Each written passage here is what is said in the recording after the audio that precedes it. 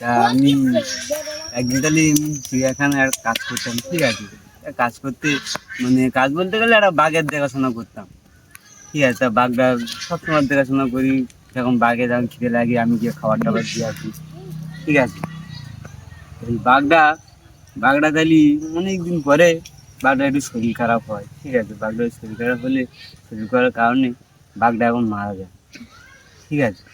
বাঘটা মারা গেলে এখন চিড়িয়াখানার লোক বলছে, তা তুমি তো বাঘটার দেখাশোনা করতে, সে বাঘটা তো মারা গিয়েছে, তা এখন কি হবে, ঠিক আছে।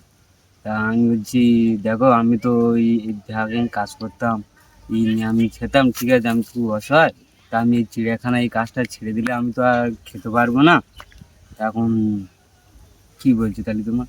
তা বলছে, তাহলে তুমি এক কাজ করো, ঠিক আছে। তুমি এখন একটা বাঘের মুখোশ এনে দিচ্ছি, তুমি বাঘ সেজে এখন খাঁচায় থাকবে, আর মানুষ যখন আসবে তা তুমি তখন বাঘের মতন গর্জন করবে, ঠিক আছে। আমি বলি, তা কাজটা তো ভালো, ঠিক আছে।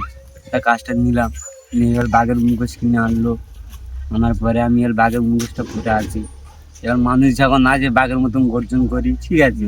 বাঘের মতন যখন গর্জন করি, মানুষ যখন একটু ভয় করে হাসে। তা আমি এবার তাহলে একদিন আসে, পাশে একটা সিংহের খাঁচা ছিল, সিংহের খাঁচা।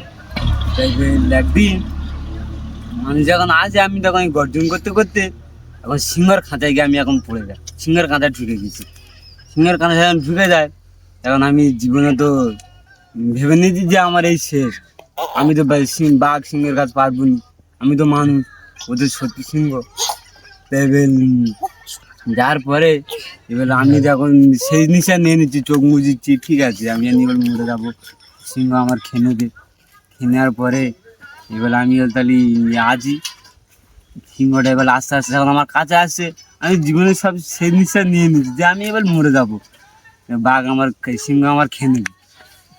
খেয়ে নিয়ে এবার তারপরে এবার সিংহটা আর কাছে কাছে আসছে, আমার শরীরে হাত পুরো ঠান্ডা হয়ে গেছে, আমি জানি আমি শেষ হয়ে গেছি, আমি আর বাঁচবি না।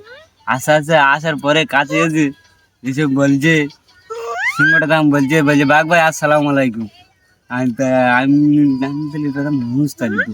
তা আমি বলছি, আমিও তোমার মতন একটা মানুষ, আমি এই সিংহ সেজেই খাঁচায় আছি, কাট করো।